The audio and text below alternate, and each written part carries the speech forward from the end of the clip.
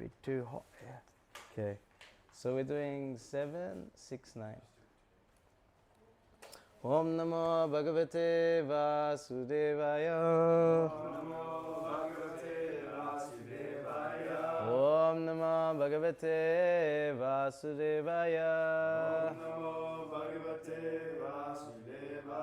Om Namo Bhagavate Vasudevaya. Reading Srimad Bhagavatam, Canto 7, Chapter 6.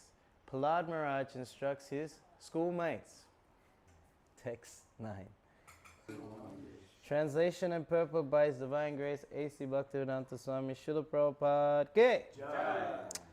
What person too attached to household life due to being unable to control his senses can liberate himself? An attached householder is bound very strongly by ropes of affection for his family, wife, children, and other relatives. Purport. Prahlāda Mahārāja's first proposal was Kaumarya achet pragyo dhammam bhagavatan niha. One who is sufficiently intelligent should use the human form of body from the very beginning of life. In other words, from the tender age of childhood, to practice the activities of devotional service, giving up all other engagements. Dhammam bhagavatan means the religious principle of reviving our relationship with the Supreme Personality of Godhead. For this purpose, Krishna personally advises, Savadam pradityaja mamakam sharanam braja. Give up all other duties and surrender unto me. While in the material world, we manufacture so many duties in the name of so many isms. But our actual duty is to free ourselves from the cycle of birth, death, old age, and disease. For this purpose, one must first be liberated from material bondage, and especially from household life. Household life is actually a kind of license for a materially attached person by which to enjoy sense gratification under regular principles. Otherwise, there's no need of entering household life. Before entering household life, one should be trained as a brahmacārī, living under the care of the guru, whose place is known as the guru-kula. Brahmacārī guru-kule, vasan, dānto, guror, hitam. From the very beginning, a brahmacārī is trained to sacrifice everything for the benefit of the guru. A brahmacārī is advised to go begging alms door to door, addressing all women as mother, and whatever he collects goes to the benefit of the guru. In this way, he learns how to control his senses and sacrifice everything for the guru. When he is fully trained, if he likes, he is allowed to marry. Thus, he is not an ordinary hastha who has learnt only how to satisfy his senses. A trained grihastha can gradually give up household life and go to the forest to become increasingly enlightened in spiritual life, and at last take sannyāsa. Prahlāda Mahārāja explained to his father that to be freed from all material anxieties, one should go to the forest. Hitvātma-pātam griham andha-kūpam. One should give up his household life, which is a place for going further and further down into the darkest regions of material existence. The first advice, therefore, is that one must give up household life, griham andha-kūpam.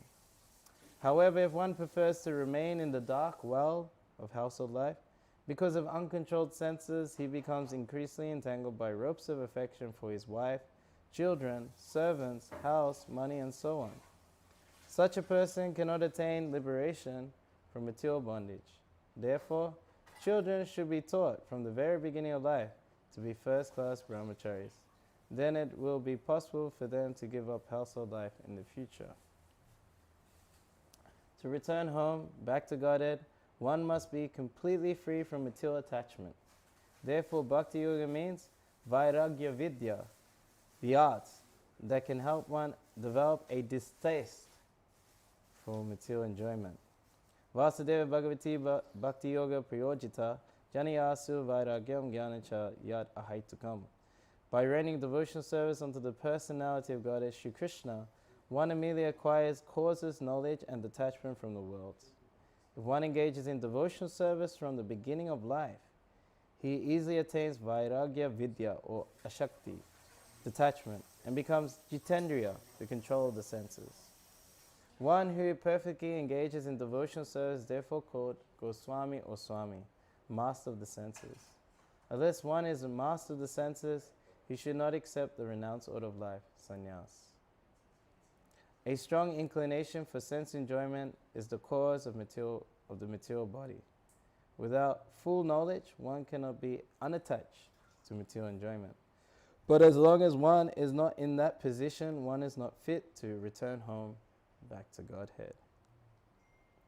Om Jnanta Vedandasya Jnanara Shalakya Chakshumitam Yena Tasmai Shri Gurave Namaha Shri Chaitanya Manobhistam Stapitam Yena Bhutale Swayam Rupa Garamayam Dadati Swabadantikam Vancha Kalpatarubhyascha Kripasindhubhyevacha Patitanam Pavanebhyo Vaishnavyo Namo Namaha Jaya Shri Krishna Chaitanya Prabhu Nityananda Shri Advaita Gadadhara Shivasari Gaura Bhaktarinda Hare Krishna Krishna Krishna Hare Hare Hare Rama Rama Rama Hare Hare.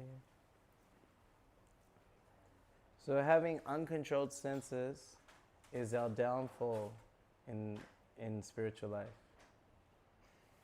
If you cannot control the senses, then you cannot become a pure devotee.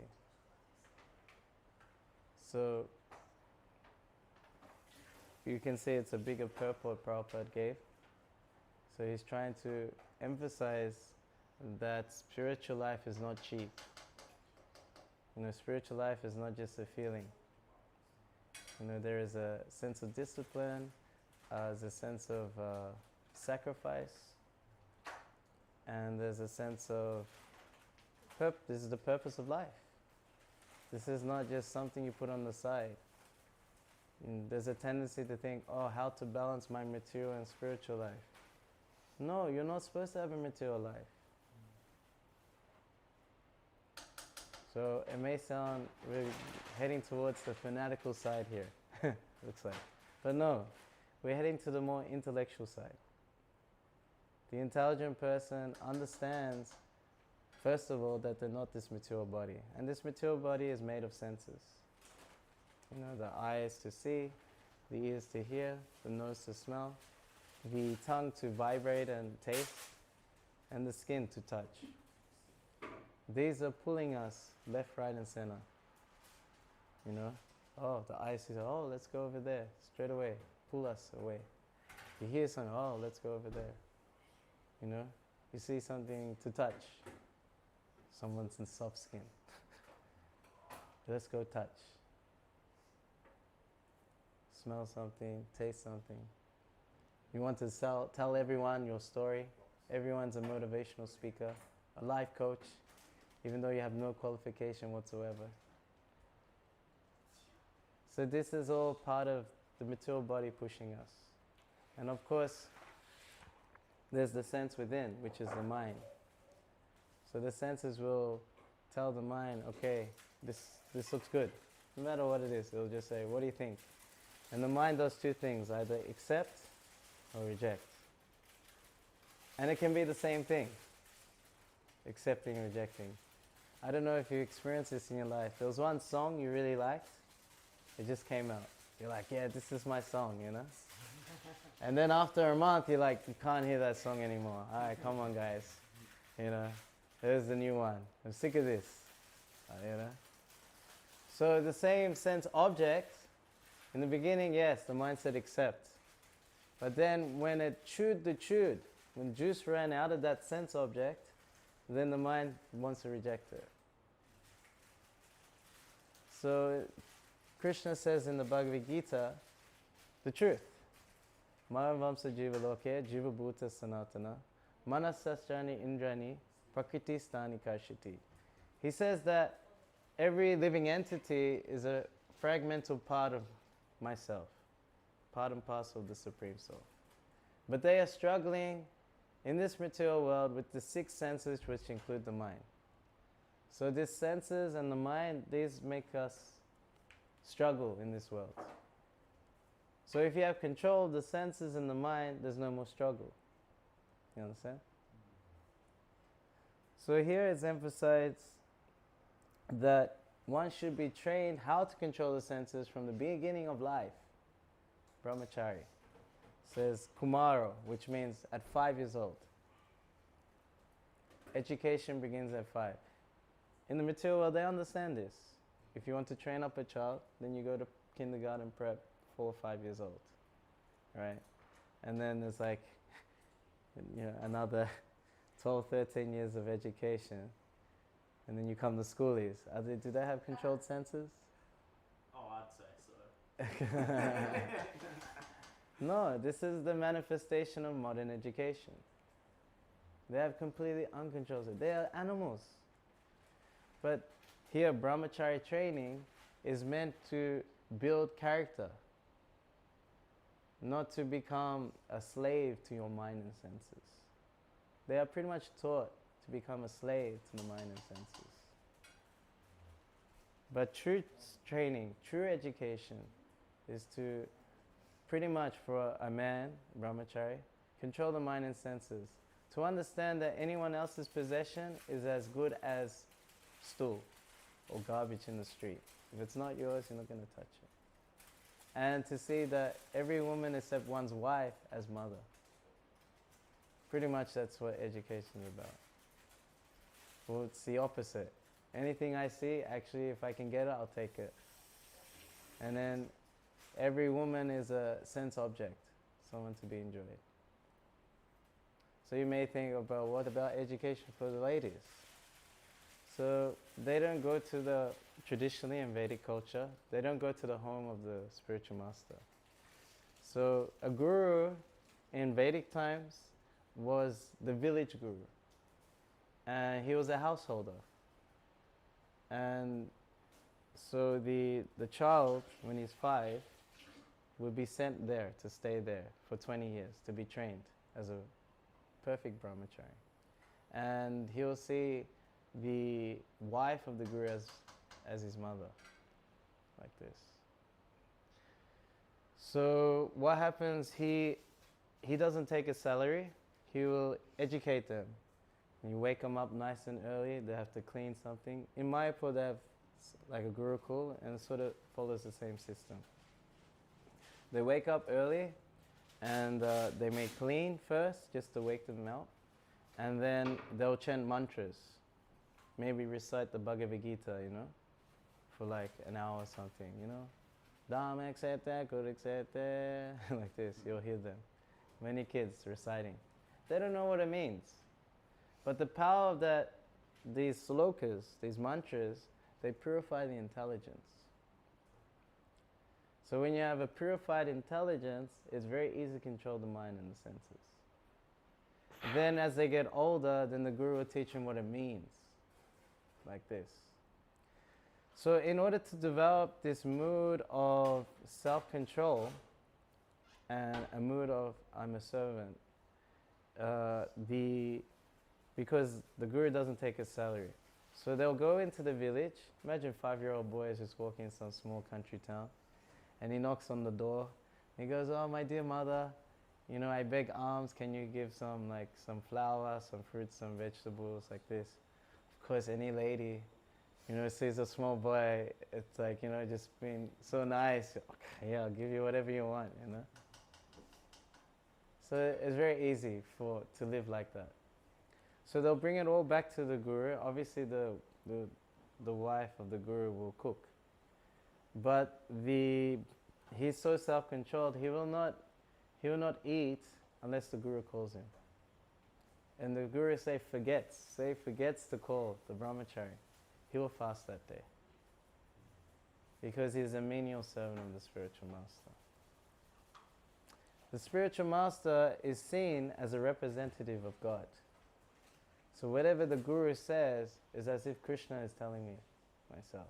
So they develop already from beginning that the goal of my life, normal life, means to surrender to God through the guru. That's what they develop. Such strong character, So when they get older and they learn the meanings of these mantras, the full philosophy, and how to control the senses, when they get to the age of 25, it is said that if the guru allows, they will marry. So they may not want to continue the like a celibate life, which is quite normal. Majority of people become householders. It's not like we're trying to make a whole race of celibates and then the population is finished. That'll never happen, you know. So he'll be allowed to marry. When he enters the household life, he has all the knowledge. And then he has to do his duties in the household life, get a house, maintain the family, have kids. He has all the knowledge of how the material world works and how to apply ourselves spiritually. Because he doesn't have time in household life to study and all these things, you know. And then he would do that, but he still has, because from 5 years old he's saying, no, the point is not to stay in household life, you know, to not give in to the senses, but to surrender to Krishna. So he'll do his household life until he's 50, from 25 to 50. Say if he lives 100 years. At that time, usually the wife is much younger in Vedic times, maybe like 10 years young. Many girls are married when they're like 7, 8 to 11 is considered old to get married. It's usually before puberty hits. Why is that?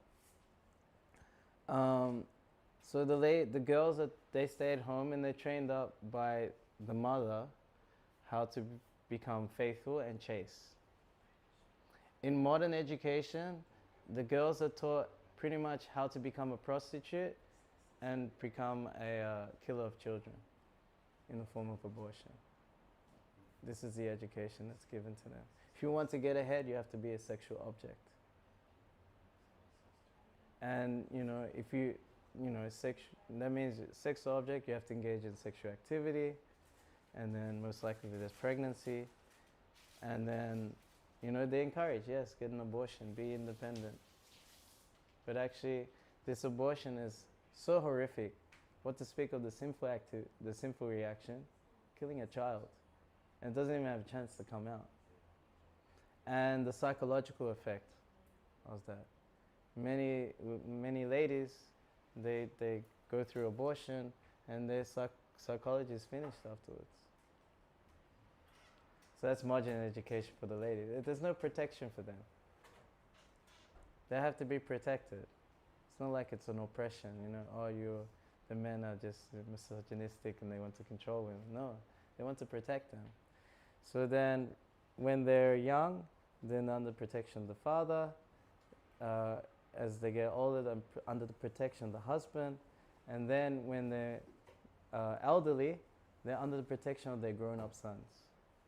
So the education for women is to chastity. That's their value in life. They're chaste. So if they're married off when they're, say, 8 years old, it's not like they go straight away to the husband's home who's like much older, say he's like 18 years old. It's not like, okay, you know, let's go, wife. You know, no, it's not like that. It's very gradual. So she'll stay at home with her own family and parents, but psychologically, she is very calm. Oh, I have a husband. You know, maybe, is that true? You feel more comfortable psychologically that you have a husband compared to before? Yeah, see?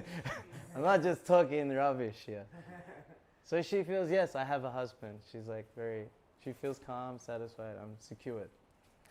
And then what the parents will arrange is that she'll go to the home of the husband and just serve him. You know, maybe some food or wash some clothes. You know, it's not so intimate yet. And then, you know, it just, you know, more frequently, as she hits puberty, then maybe she'll stay at the home of the husband. And then, because she's most fertile, maybe, you know, 14, 15, 16, they'll have a child at that age. But she's protected. She has a husband, she has a home. The husband already knows what to do in life, you know, probably takes over the parents' business or the same occupation as the parents. Everything is settled. And if she has a child at such a young age, so when it's 20 years later, she's still in her 30s, say she has a son, she's still in like mid-30s, and the son is already like, in her 20s, 20 years old.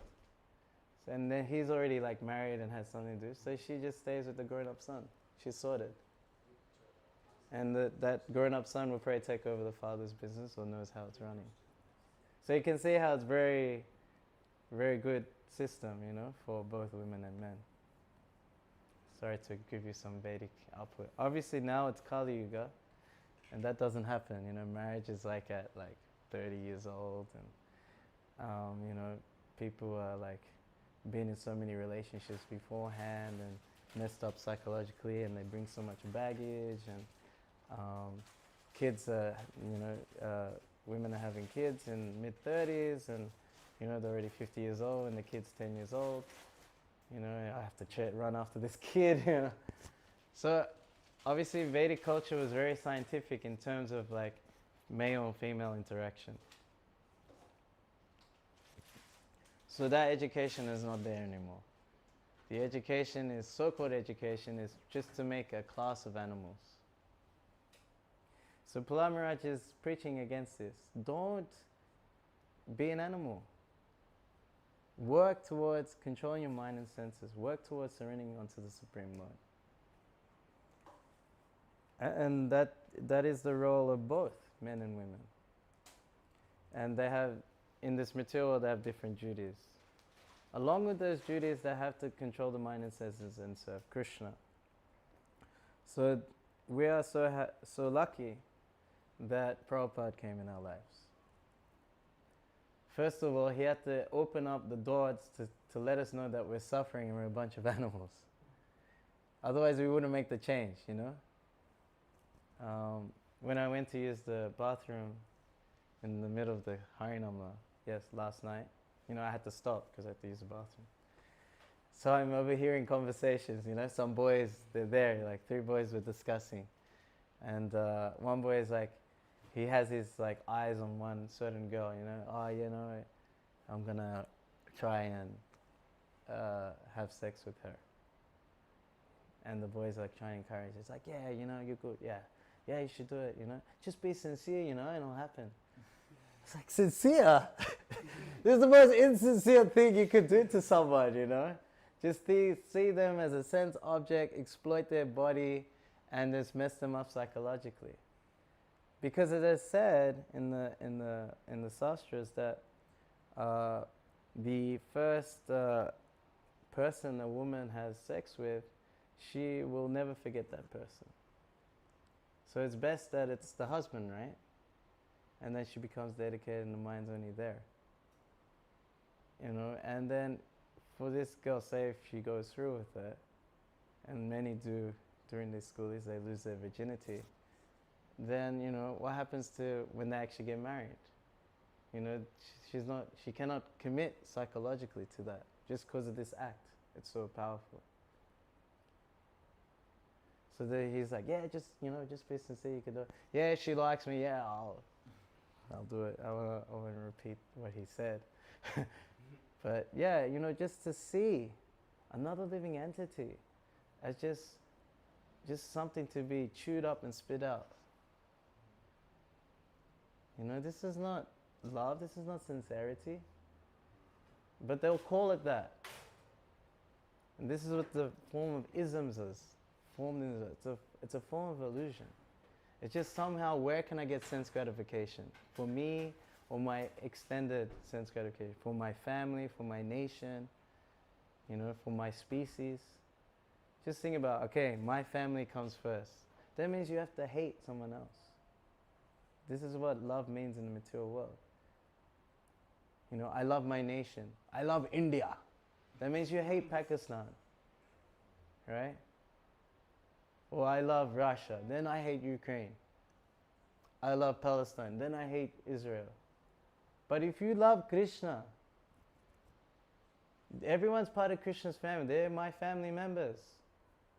If I love my hand, I automatically love the fingers. So if you have love for Krishna, you can express real love. This is what Vedic education's about. This is what the Bhagavatam's about. This is what Harinam Sankirtan's about.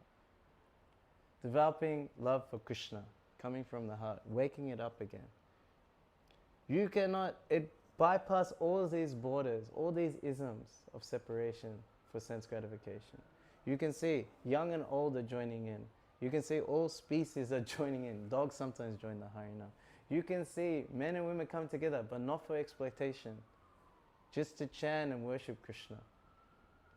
You know, that sexual energy is not there. We feel it, we're there. You don't feel that sexual agitation when you're there. No, you feel great happiness coming from within. Even when someone comes to disturb, you are not disturbed anymore because you have a greater happiness. You're hitting on a higher plane. They'll throw all these isms at you. You know, even this religious ism. You know, no, Jesus is the way. You're fallen. You're sinful guy. You know, this is abomination. You're cheating the people. No, you're cheating the people. Are you following Jesus? Jesus said, "Hallowed by thy name." We're following Jesus here. You're not a Christian. It says, "Thou shalt not kill," and you're eating meat.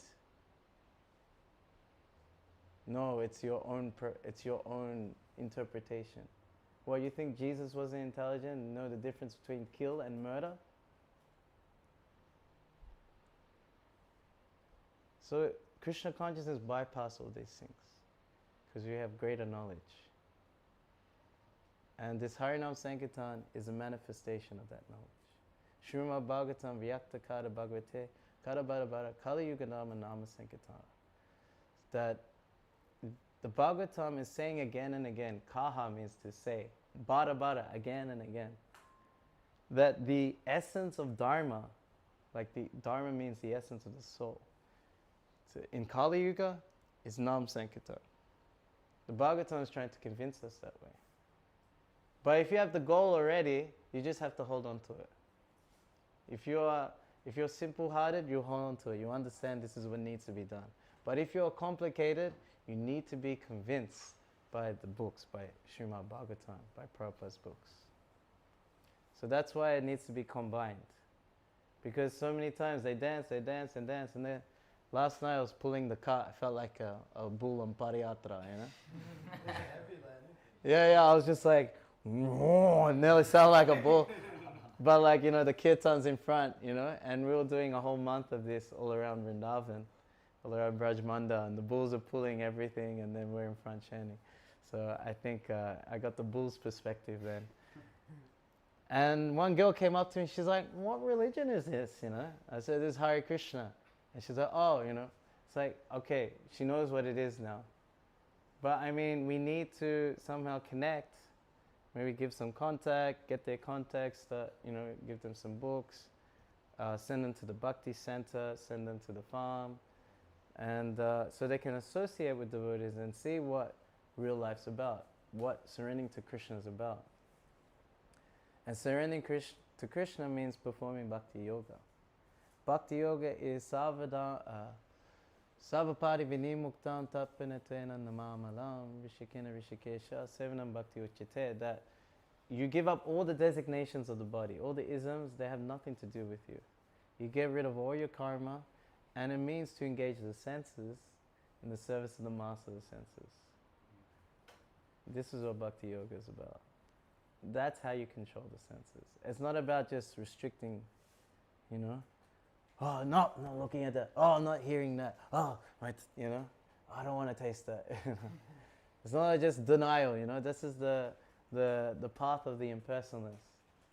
You know, they say everything is mine, this whole material life. It's only Brahman, spirit, and I merge into the oneness. And I don't talk to anyone because relationships is fake, it's illusion, you know. Forms and individuality is illusion. Activities is illusion. I'm just one with myself. That's impersonalism. But personalism means that actually these senses are instruments for serving Krishna. This whole world is paraphernalia for worshipping the Lord. We're going to take it all the money. This is Lakshmi. She wants to be with Narayan. So we're going to take Lakshmi and we're going to serve it, use it for serving her Lord. In these senses, we're going to look at the books. We're going to look at the beautiful form of the deities. We're going to hear philosophy and kirtan. We're going to taste wonderful prasadam offered to Krishna. The impersonals cannot have prasadam because they think the Lord has no tongue, has no senses. So they don't believe in prasadam. What a life! No prasadam. What a life! No kirtan. What a life! No Prabhupada's books. What a life! No devotee association. What a life! No japa even. You know, we wake up early and we got something to do. People wake up early, they don't want to do their jobs. They don't want to do these things. But a devotee will do his job because he understands that my home, my family belongs to Krishna, the deity. So I will make money so that Krishna is glorified. So Krishna feels comfortable in my home. I'll buy some nice altar for him. It's going to be so nice. I'll invite so many people to my home and organize programs, big kirtans, and feed them like anything. We'll feed Krishna first, big feast, and then we'll feed everyone else. And that's how the spiritual world manifests. This is what surrendering to Krishna looks like. It's a dance at every step. You know, glorification at every word. In the material world, it's just criticizing left, right, and center with every word. Go online, everyone's ready to criticize. And every step in the material world, you can die. Right? The road is there. You just look the wrong way. I notice many kids in schoolies, they just fall off balconies. It's true, right? Yeah, every year there's a few, it's just... Yeah. OD, so many OD. Many are drinking so much alcohol that to pump out their stomach. Even many girls are raped. Many fights happen. We don't see them because we go a bit earlier. But usually, I analyzed this as I was growing up. We go to a house party. Right on midnight, there's a fight. I don't know why. Then the cops come and everything, you know. Midnight, that's the time to fight, you know. Some guy didn't pick up some girl, he's frustrated, he picks a fight. So maybe that guy, he didn't get the girl and he started a fight or something. This is their world. So it's up to us to show them real life, surrendering to Krishna by engaging in bhakti, by engaging in Harinam Sankirtan. Lord Chaitanya showed us how to surrender. If you look at the Bhagavatam, the introduction, the life of Bhagavatam, how to live Bhagavatam, the introduction is the life of Lord Chaitanya Mahaprabhu. And what did he do? Chanting, dancing, and feasting amongst devotees. Nachko Bhakta Sangha, Kora Sankirtan, Krishna Nama Upadeshi Tava Savajam. He was instructed by Ishvara Puri that you dance and chant with devotees and instruct others about the importance of Krishna Nam. In this way you'll deliver the fallen conditioned souls. We are followers of Lord Chaitanya Mahaprabhu. We are followers of Prabhupada. Prabhupada started a preaching movement. We are not Babajis. Our goal is not to reside in Radhakund, growing a beard with nice tilak and just sit and chant japa. No, it is very exalted to do such a thing. But we are part of Prabhupada's movement, whereas we get purified by reaching out to the fallen conditioned souls. And then we do the sadhana required to make us strong to get out there. Doing this, sadhana is making us strong. You know, we are carrying we are ambassadors of the spiritual world. Even though we are not there yet, we got the job. Usually in the material world, you need the qualification, then you get the job, right? But here, Mahaprabhu, whoever is coming, all right, we'll put you in the position, and then, all right, you get qualified. You know, you're living in New Govardhan. You've been there for like a month or two or a week. Oh, you did that really good. Okay, you're in charge. After 1 week.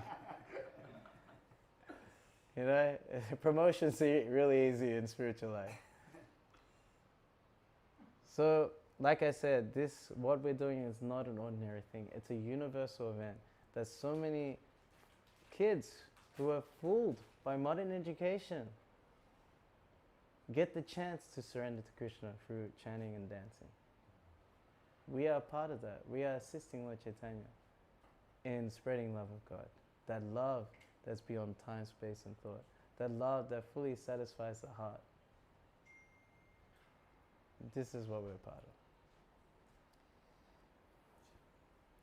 of. Hare Krishna. So I'll stop. If anyone has a comment or question, you're gonna hold this thing. You can just hold it like that. Thanks for the class, Prabhu. I got 2 questions. One was on the prasadam thing. How you're speaking about, we get to eat this really nice prasadam, but eventually is the goal not to have so much prasadam, because there's obviously quite a lot of obese devotees, and I feel like that's obviously, you can have prasadam, but it's not controlling the tongue at a certain level. Yeah, so the idea is to rally honor prasadam. So Prabhupada said in the first 6 months you should eat so much prasadam that you eat up to the neck and you water like a duck. I think I extended that 6 months much further on. But prasadam is a shelter, and majority of devotees, particularly in Australia, Prabhupada said you'll conquer Australia with prasadam. Because the idea, especially if you've come from a background of meat eating, and especially alcohol taking, drug taking, so we have these 4 regulative principles: no meat eating, no intoxication, no illicit sex, no gambling. So he made some positives for that. So in relation to intoxication, he said, take prasadam and be intoxicated. So the thing is, we need that higher taste always. And our tongue is always searching for something. So it will naturally happen. There's no need to be like, okay, now I've been practicing so long, maybe I should reduce. No, it will happen on its own. Like this. You don't have to think like, oh, now I'm taking so much. No, take to your heart's content. That's what Bhaktivinoda Thakur's the song is, right? Which line is it that he says, take it to my full satisfaction? Anyway, it's in that song that we sing, the Prasadam song. Yeah. The first line is really, anyway, who's got the translation? You can read it out. Yeah, so it starts off pretty gruesome, but we sing it, The body is a network leading to death. We're all so happy, Yeah, this body is a network leading to death. Yes, but the ending is the hope. And one of the lines is, you take to your full satisfaction. Krishna is so kind. His tongue is so hard to control, so voracious. But you're so kind, you're giving this nice prasadam that we can take to our full satisfaction. So take prasadam to your full satisfaction. One more question. Yeah, So, then you also spoke how we are part of Prabhupada's movement, which is a preaching movement, not like about being a Babaji, But then, so far as our sadhana, should we not have eventually a goal to increase our sadhana so we can have more of an impact, For example, chanting more rounds. I know like some of the sannyasis, they chant like 64 rounds. So surely that would help, having a stronger sadhana, would help your preaching. Should we not try and look to like deepen our sadhana to help with our preaching as well? Okay, I have 2 quotes for you from Srila Bhaktisiddhanta Saraswati Thakur. He said, the emperor of sadhana is Harinam Sankirtan. And another quote is, Agosyanandi, one who preaches. So Agosyanandi is a Bhajanandi who preaches. So Vaisheshika Prabhu would say that our preaching is our overflow of our sadhana. So we have nice rounds, we have nice reading, we have nice hearing, nice prasadam. Prasadam is sadhana also. It's deity worship actually, taking a prasadam. So these things will inspire us, so then you just feel impelled to push yourself out. Like we've been reading a lot of Bhagavatam lately, and Nitya, he was commenting like how like my fire to go on Harinam is Srimad Bhagavatam. If I read a lot of Bhagavatam, then I want to do Harinam, rah, rah, rah. And like some people don't share that same enthusiasm, so I'm quite unbearable around, you know. And so I get a bit, you know, complacent in my reading. I'll be like, nah, I shouldn't read too much, otherwise, you know, people around me they're like this Harinam crazy guy, you know. So then, yeah, the enthusiasm goes down, but I'm bearable. So Nitai, he's been reading a lot lately, and he said, like, because the first night he sang so much. You know, three hours just you know. And he said, yeah, he was, you know, you're right, you know, when you read more Bhagavatam, then you just get so fired up to go out on high, you know. So, it's dangerous, yeah. So this is, Krishna consciousness is a holistic thing.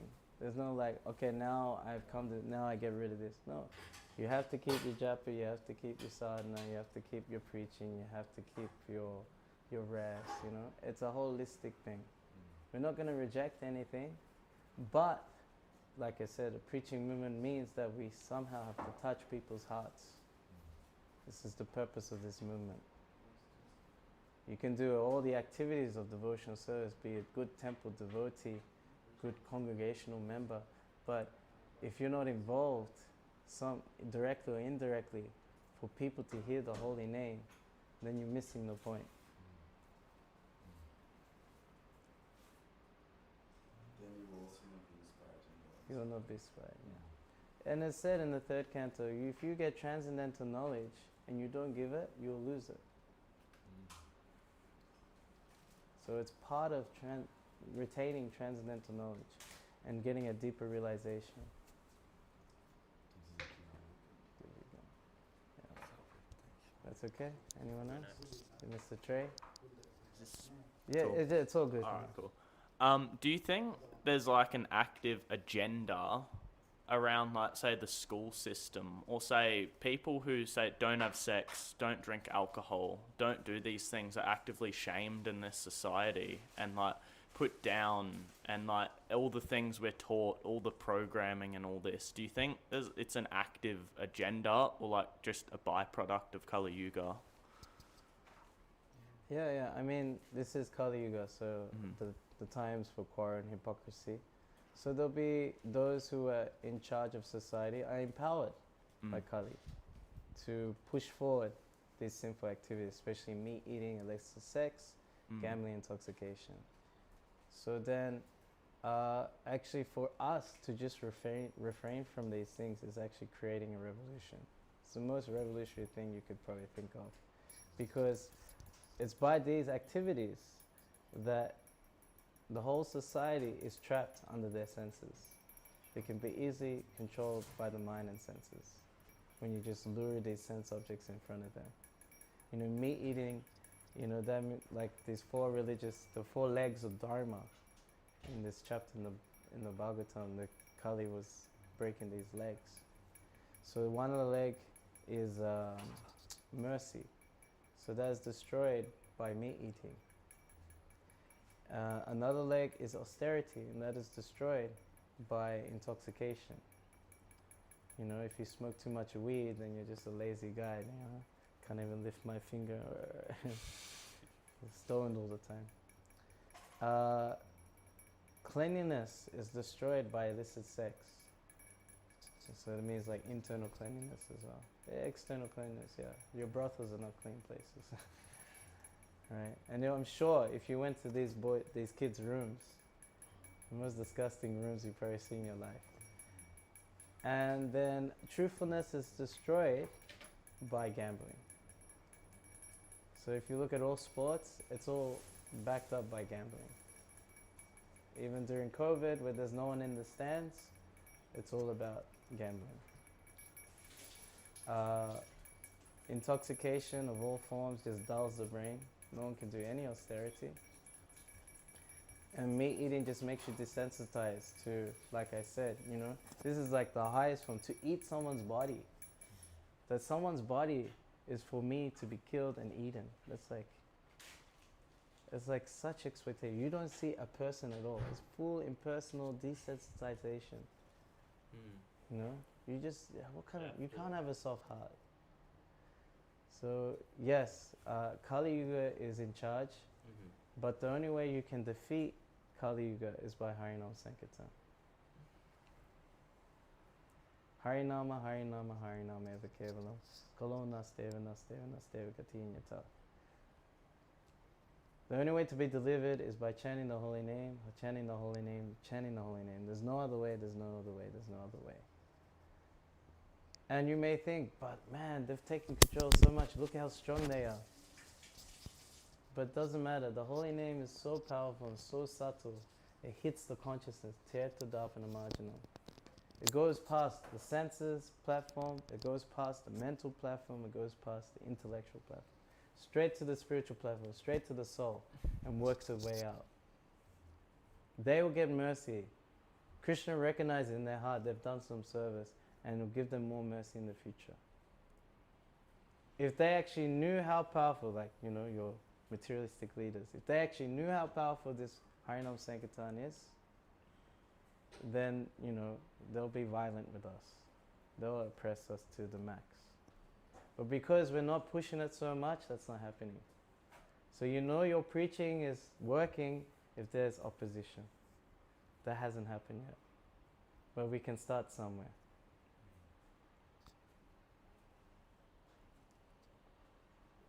But don't worry, Param Vijayate Shri Krishna Sankirtana. It's always supremely victorious, the Shri Krishna Sankirtana. This is the winning side. It's okay? It's good. Yeah. Anyone else has Mr. Nitai? So, you said the truthfulness also is destroyed by gambling. But he said that this is like the only leg that is kind of remaining in this age. But, I mean, we see it's like a lot of gambling. It's quite acceptable nowadays. I mean, it's like that everyone bets on sports and this and that. So Yeah, they even have a holiday for the horse race, you know. So how do we see that this leg is still kind of intact? Yeah, well, people still appreciate the truth in the form of scripture. You know, especially in Australia, right? If you're straightforward, you know, even if you're insulting someone, I think you smell. This is honest. So truthfulness has some appreciation, you know. If someone's straightforward about things, then somehow there's still some appreciation for it. So that's why truthfulness is the only leg left, or of some predominance in Kali Yuga. Yes. The Prabhupada saw that in Australia. He was, you know, he'll say people on their face, "You're a dog," you know, and, you know, in Australia. Like, he went to some school, primary school, and it was a big class like this, you know. And he told all the kids, "Okay, repeat after me, Hare Krishna." And they just like didn't do it, and they were laughing like this, you know. And then Prabhupada goes, "What, are you all dumb?" And then they all start laughing, like that. "Okay, now chant Hare Krishna," and the whole crowd is like, "Hare Krishna." So Prabhupada could see that, especially for Australia, you know. Yeah, truthfulness is appreciated still. Well, the thing that you said about if the leaders would know how dangerous this Harinam Sankirtan is for what they're trying to achieve, they would like completely get violent with us. So that we saw in communist Russia. That's exactly what happened. This was like top 3 threat to their regime. One thing was Western music, Coca-Cola, and Hare Krishna. Yeah. Hare Krishna was like top priority for them.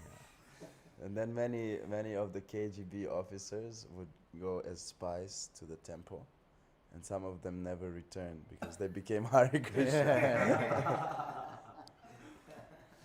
Even Bhakti Vigyan Maharaj was he was a spy. was a spy in the beginning Wow. or something. He's powerful. Or he was recruited by KGB or something. So there were many. And then they were thrown in prison, obviously. Tortured like anything. Anyone else? Mr. Bibek. So if this Harinam movement is as powerful or threatening as you say, why don't we see the congregation, supporting the Harinam as much as they support the rest of the activities? Yeah, Kali is very intelligent. So, as you can see that, okay, maybe our movement is not embraced it as much as you would expect, or due to, according to scripture. So the idea is that Kali, the only thing that threatens is this Harinam. If it goes out on a wide scale, especially on the streets. So then, he only has to attack our movement. He cannot stop the movement, but he can slow it down. So if he can encourage devotees to chant inside. Go outside, chant inside, have your festival, it's very nice, hitam melas, this and that. Keep it inside. Outside, you don't have to. No one, if you're leading a kirtan, no one out there cares about you. But inside, if you lead, everyone's looking on you, Check that out, yeah? This is good. Keep it inside. Like that. So, Kali is very expert. So, it can infiltrate out in the movement in that way that to discourage the output of the holy name. Somehow we got the gift from Lord Chaitanya that this is the thing to do. And because we experienced it, that's how our faith is there. We experience so much happiness from it, more than doing it inside. Because we get the mercy of Lord Chaitanya in a huge way. We're doing his thing. And we can say how much advancement we make, how much our intelligence we get more, our vision and life. So, yeah, somehow we got a special gift. At the same time, Kali can infiltrate the movement. And, Bhaktivinoda Thakur has his Kali, he says his Kali Chela, It's like they're dressed up as a devotee, but actually they're agents of Kali. But I mean, it's not our job to point them out. Oh, this guy's Kali Chela, That's not our job. Our job is to simply understand we got a gift, that we understand that this is the thing to do in Kali Yuga, and we just hold on to that gift by just constantly going out. And Krishna, Lord Chaitanya, he's in charge, actually. We talk about these conspiracy theories, this Illuminati and, this secret societies, they're controlling the people, this and that. There's no hope for us. No. The main conspiracy is Lord Chaitanya. He's going to give love of God to everyone. The golden age is coming. You just have to choose which side you're going to be on when that happens. The golden age is coming. So, it's here and now. It started. You choose, which side you're going to be on. But, it's going to take over. No doubt about it.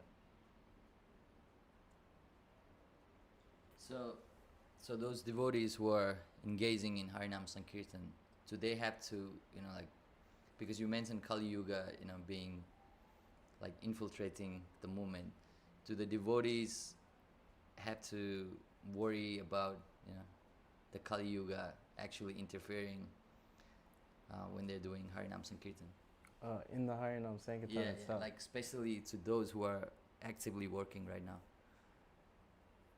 Does that make sense? So you worry about those who are affected by Kali, who are doing Harinam Sankirtan? No. So, say some of us are engaged in Harinam Sankirtan, right? Yeah. Do we have to worry more about, getting infiltrated by Kali Yuga? Yeah, because you're ruining his program. Yes.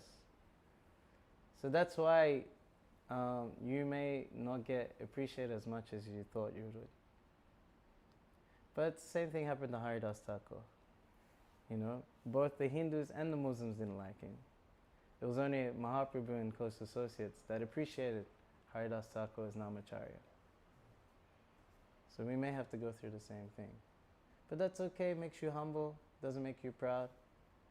Actually, you know, it's actually in our favor that we don't get glorified and put on, you know, posters and whatever else. Isn't it? If you remain a nobody in the movement, you can't get proud. So it's actually a protection.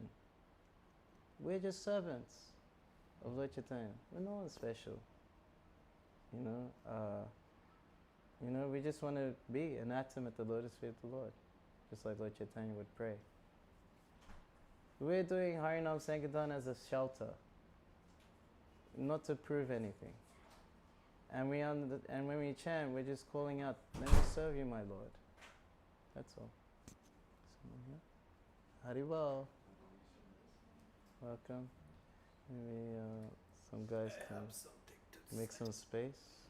Okay. No, yeah, come and have. It's okay. Or they can sit here even. Yeah, on like that. Sometimes we feel like sometimes there's no help when you go on Harinam, right? Like sometimes just even nobody's to play mridanga or something, you know. And I mean, I've gone through it so many times, and I realize that those Harinams are like somehow very powerful as well, you know. Because you get sometimes people that they just chant like from nowhere, you know. And yeah, and then you become more dependent on Krishna, like, oh, Krishna, I mean, I got no one, like, you know. And then I guess that gives you more like Krishna's hands, you know, like, okay, it's not you just, but Krishna is completely behind you, like he's, you know, he's just giving you everything you need. Yeah, and yeah, it doesn't matter what, but it will go on. So that's the faith I have, you know. Even I don't go, somebody will come and do it, you know. Yes. It's the time, so. Yes. If we don't do it, Krishna, Lord Chaitanya will organize someone to do it. So it will happen. Yes. Anyone else? We good? Yeah? So what is the best Take way? this thing, man. So what's the best way to be protected in Harinam Sankirtan so you can do it longer? Yes. So the many distractions can be there. Yeah. Even like within the mind, someone said something to you. You may still be thinking about it or angry. Harinam Ruchi, actually, like we're so different, all of us. So many times when we're like staying somewhere, we fight with each other. Nelly is about to punch on, you know. But then it's time for Harinam. And it's like, okay, we all love this service. Okay, let's work together. We do the service. After 4 hours, we forgot what we're fighting about. You know? And yes, we may have disturbances in the mind. That's when you hold on to the holy name. One mantra at a time. Many, like, so some people do Harinam, but they still get affected. But I see them, they don't chant on the Harinam. So it's kind of like japa, you know? You have to hear the chanting, you have to chant yourself. It's like japa, same thing. It's just as strict. But for some reason, because it's like, you know, but no, we have to chant. Even if you're dancing, you have to chant. Even if you're playing drum, you have to chant. You know, actually we're the minority there. There's only a few of us. So you can't miss a mantra. That's, you know, Kali will have his chants. Don't miss a mantra. Like in japa, don't miss a mantra.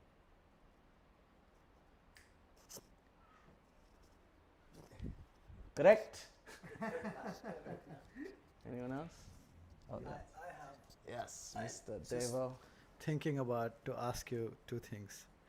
One thing is, Have a two-part question. like, you know, I mean, personally, me, I struggle on reading. Like some months or some weeks I read, Yeah. and then I go through something like Yeah. some other work or this or that, Sure. and I struggle to regulate my reading, like every Yeah. day kind of thing, you know. And I just wanted to ask, because then, I mean, anyway, you guys have such a good habit that wherever I go with you could see that it's like a sadhana for you guys, you know. Okay, I gotta read now. Yeah. So how do you like?